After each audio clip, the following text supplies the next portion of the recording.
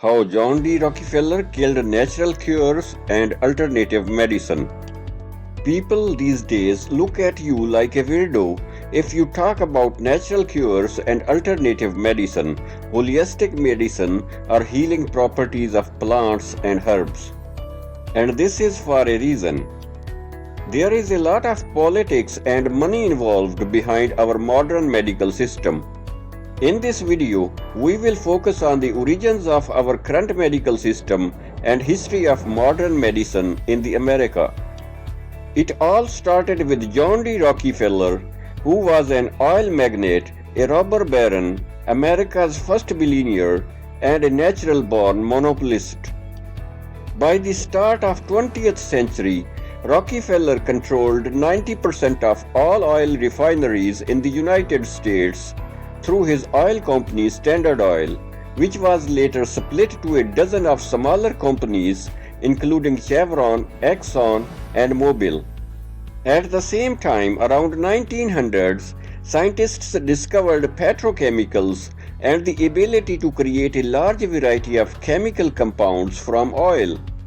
During this time, scientists were doing groundbreaking work to understand the effects of different chemical compounds on human life and health.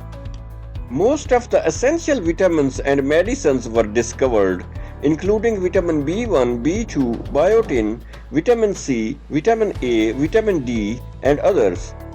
And research was being done to create these chemical compounds artificially in the lab.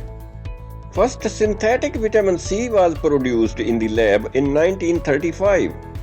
There was a great possibility to create all these pharmaceuticals from petrochemicals.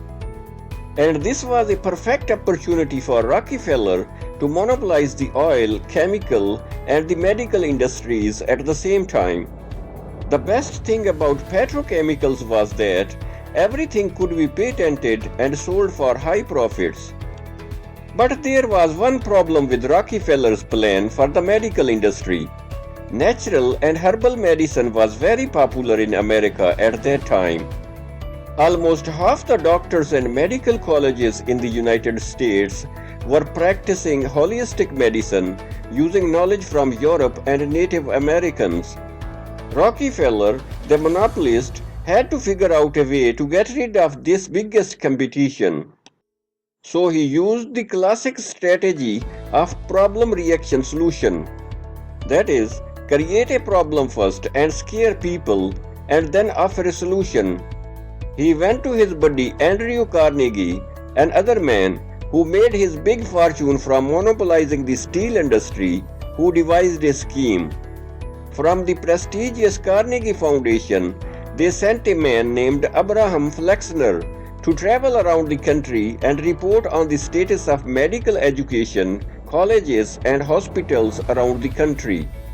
This led to Flexner Report, which gave birth to the modern medicine.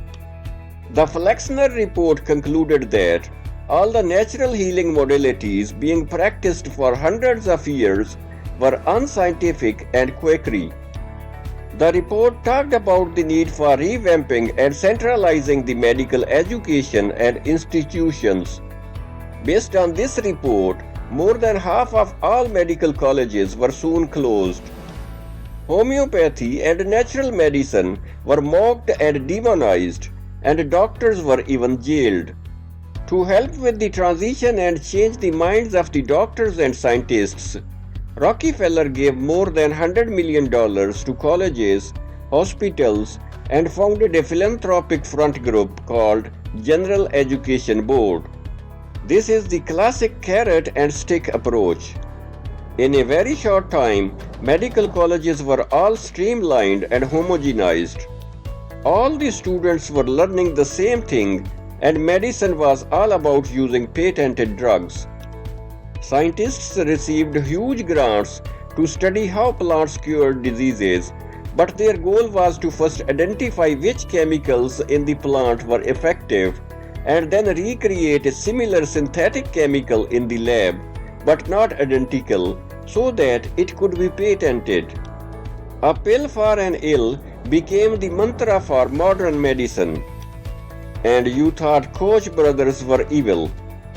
So now we are 100 years later churning out doctors who know nothing about the benefits of nutrition or herbs or any holistic practices. We have an entire society that is enslaved to corporations for its well-being. America spends 15% of its GDP on health care, which should be really called sick care. It is focused not on cure, but only on symptoms, thus creating repeat customers. There is no cure for cancer, diabetes, autism, asthma, or even flu. Why would there be real cures? This is a system founded by oligarchs and plutocrats, not by doctors. As for cancer, the American Cancer Society was founded by none other than Rockefeller in 1913. John D. Rockefeller's father used to make his living by selling snake oil and other plant tonics or elixirs. He used to introduce himself as Dr. Bill Livingston, celebrated cancer specialist. He used to sell his snake oil as cure-all tonic and charged $25 per bottle, which was equivalent to 2 months' salary of an average American worker at that time. In 1939, a drug trust alliance was formed by the Rockefeller Empire and the German chemical company IG Farben, which used to produce the different type of chemicals for the military industry. After World War II, IG Farben was dismantled but later emerged as separate corporations within that alliance. Well-known companies included General Mills, Kellogg, Nestle, Bristol Myers Squibb, Procter & Gamble, Rock, and Hoist. The Rockefeller Empire, in tandem with his Chase Manhattan Bank, which is now JP Morgan Chase, owns over half of the pharmaceutical interests in the United States. It is the largest drug manufacturing combine in the world. This is it, guys, for today's video. I hope you find it interesting. Please give it a thumbs up and share it with others. Subscribe to my channel. Thanks in advance.